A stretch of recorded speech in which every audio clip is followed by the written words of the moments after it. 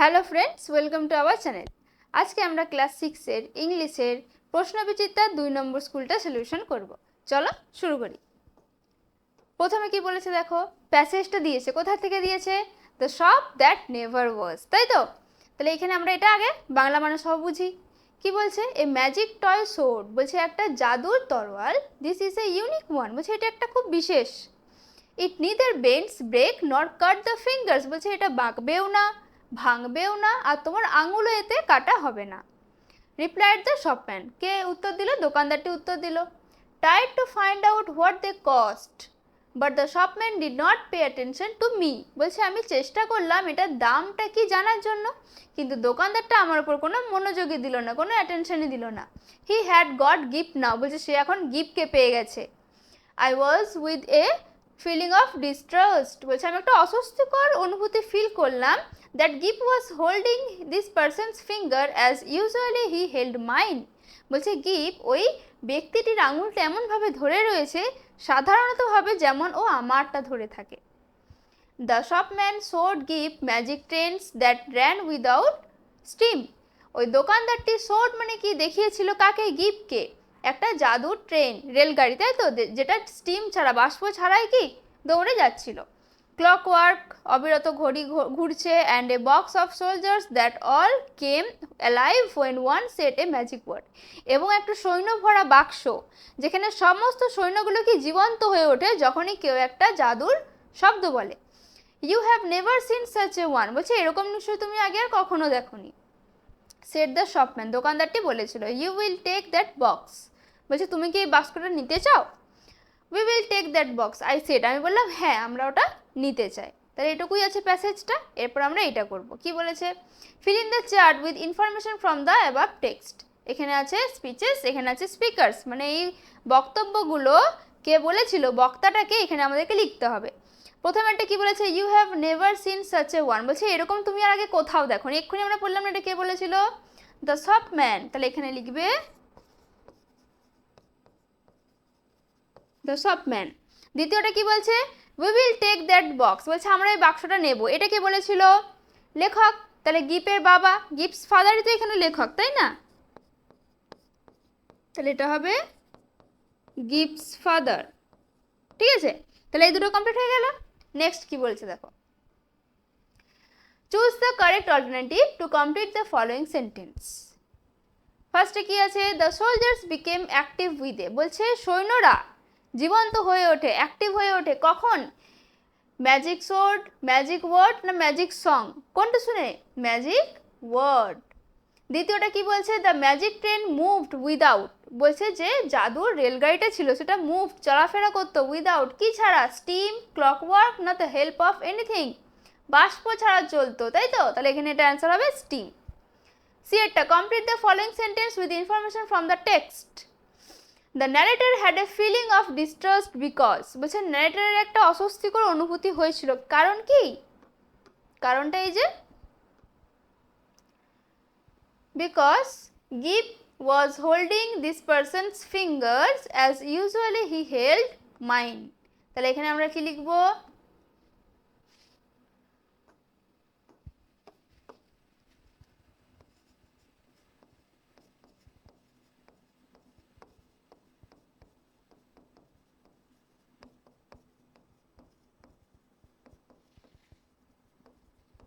The shopman's finger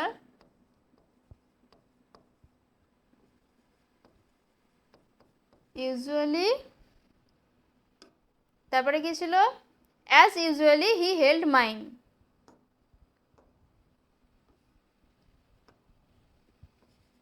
ওপরটা লিখে দিচ্ছি। হ্যাঁ,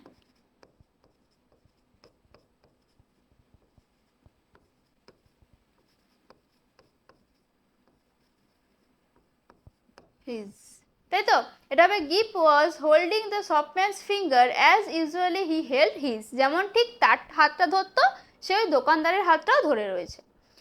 দ্বিতীয়টা কি বলছে? The tricks with the shopman showed gift were, বলছে যে কৌশলগুলো দোকানদার গিফটকে দেখিয়েছিল সেগুলো কি কি ছিল? এই যে এখান থেকে হবে অ্যান্সারটা। magic trains that ran without steam, clockwork, and a box of soldiers that all came alive when one said a magic word. এই পুরোটা লিখতে হবে। তাহলে লিখি give magic trains that ran without steam.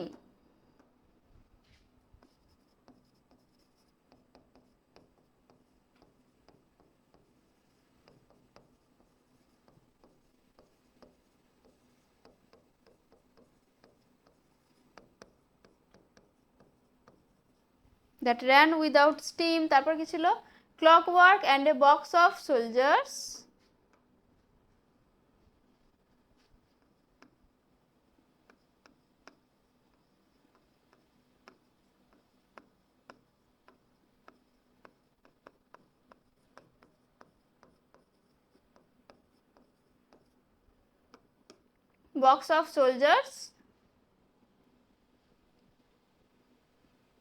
that all came alive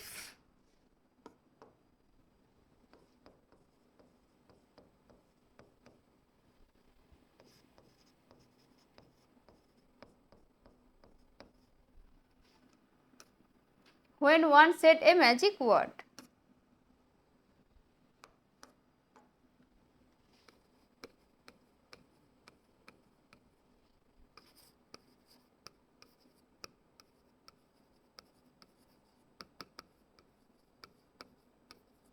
ঠিক আছে, কি লিখলাম তাহলে? Magic trains that ran without steam, clockwork, and a box of soldiers that all came alive when one said a magic word. এতটা হবে পুরোটা full sentence. এরপর কি বলছে দেখো, এবার দিয়েছে আমাদের question answer. Answer the following question, who is the writer of the text the shop that never was? এই টেক্সটার রাইটার কে ছিলেন? H.G. ওয়েলস, তাই তো? তাহলে এখানে ফার্স্ট অ্যান্সারটা লিখবে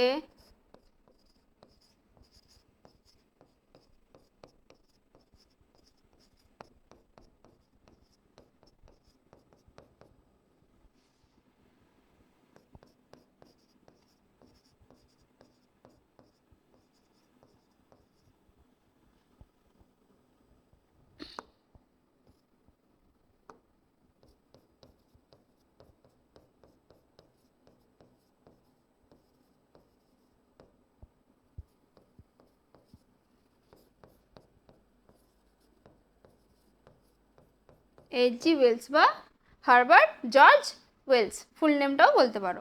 সেকেন্ড এটা কি বলছে, where has the shop that never was been taken from? এটা কোথা থেকে নেওয়া হয়েছে? এটা একটা শর্ট স্টোরি থেকে নেওয়া হয়েছে, যার নাম হচ্ছে দ্য ম্যাজিক শপ। তাহলে কি লিখবে?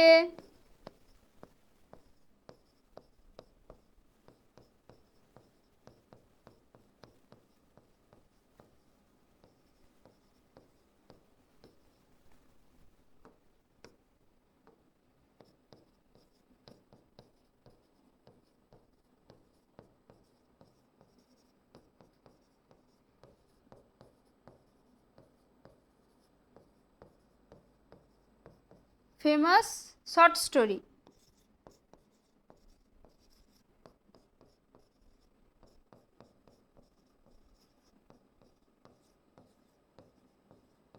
The magic shop. ঠিক আছে, এটা হচ্ছে আমাদের সেকেন্ডের অ্যান্সারটা। এবার থার্ডেরটা কি বলছে, why did the narrator fail to find out the cost of the magic items? বলছে কেন লেখক ওই ম্যাজিক আইটেমসগুলোর দামটা, মূল্যটা জানতে পারেনি? কেন? কারণ দোকানদার তাকে পাত্তাই দেয়নি, সেই জন্য সে জানতে পারেনি। তাহলে তিনেরটা লিখবে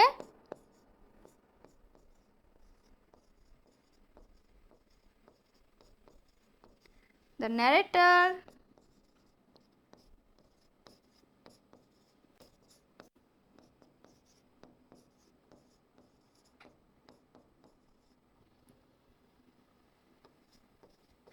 failed to find out the cost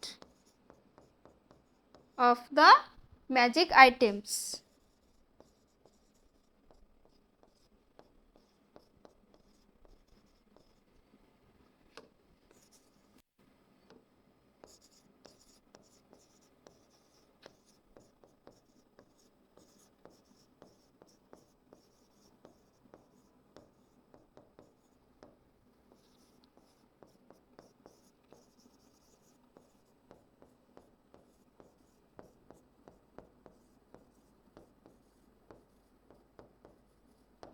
এটা হবে আমাদের অ্যান্সার। কি হবে?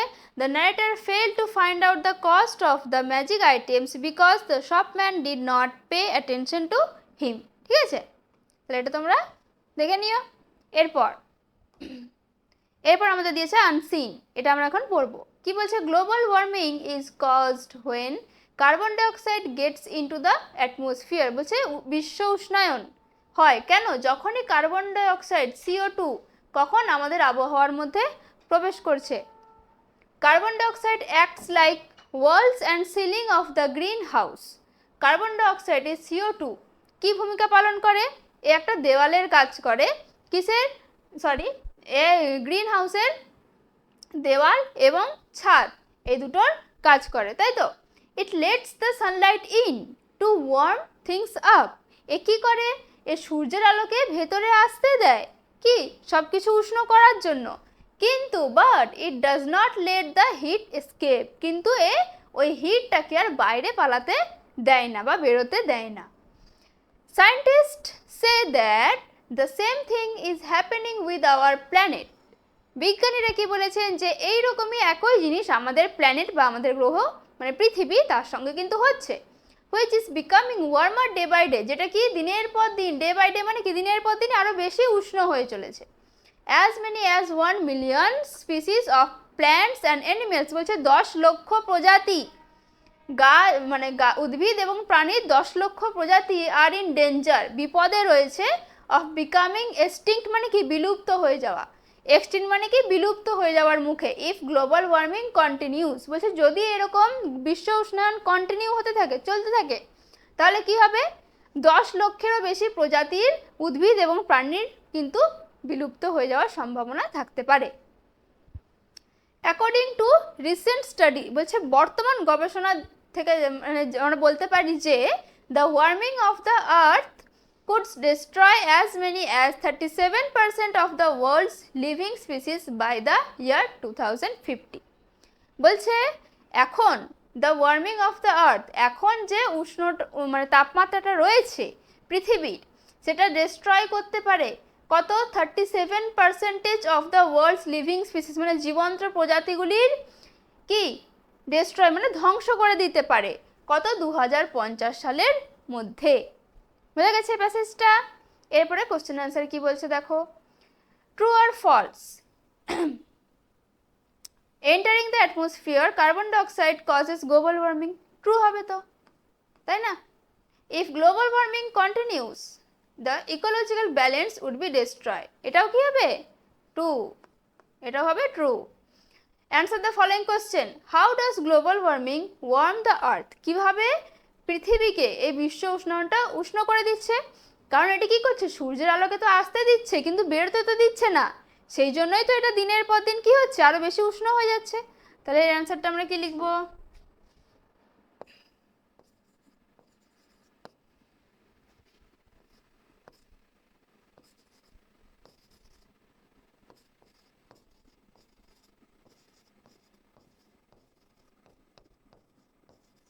দ্য গ্লোবাল ওয়ার্মিং এখান থেকে লিখবে।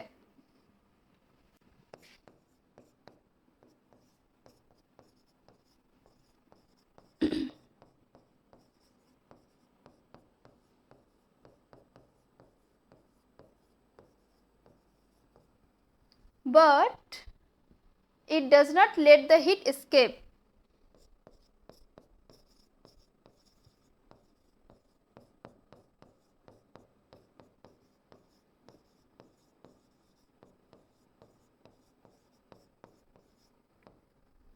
ঠিক আছে, এরপর লিখবে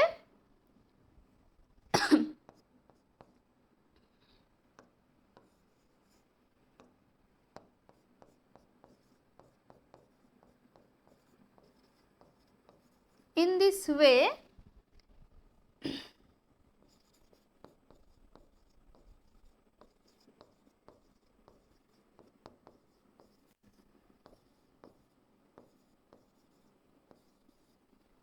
warm the earth.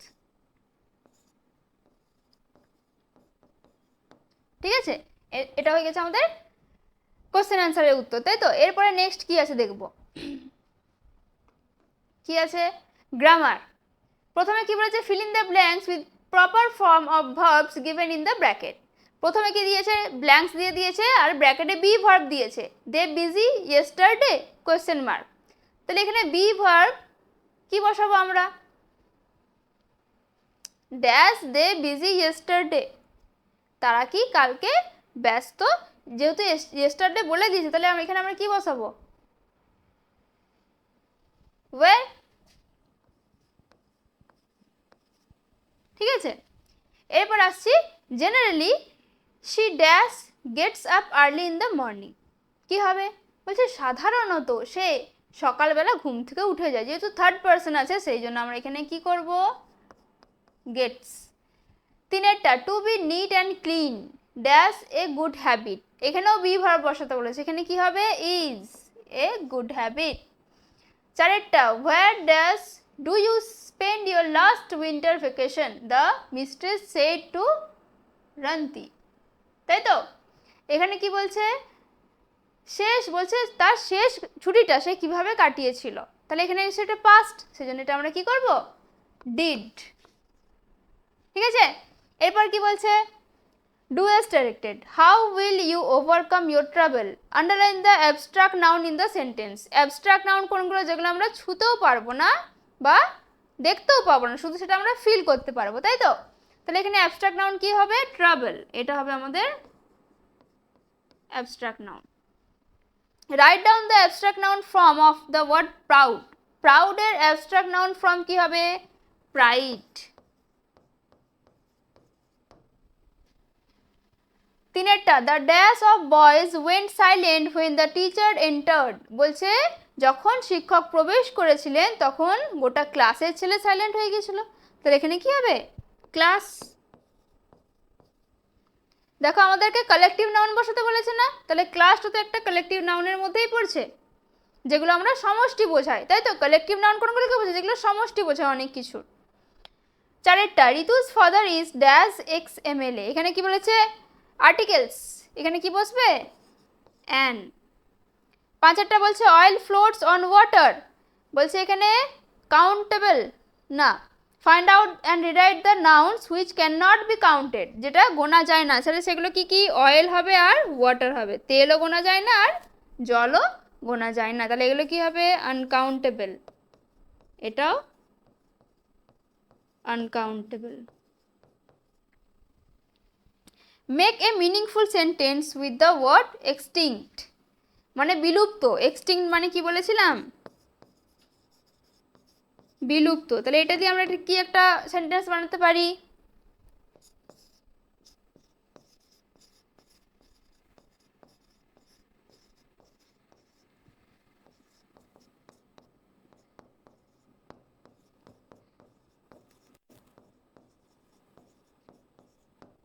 Dinosaurs are extinct animal, dinosaur বিলুপ্ত প্রাণী, তাই তো।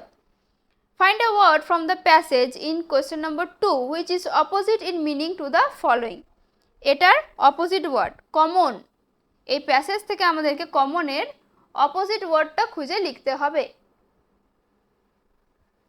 এর অপোজিট ওয়ার্ড কি হবে, এক্সটিংক্ট, তাই তো।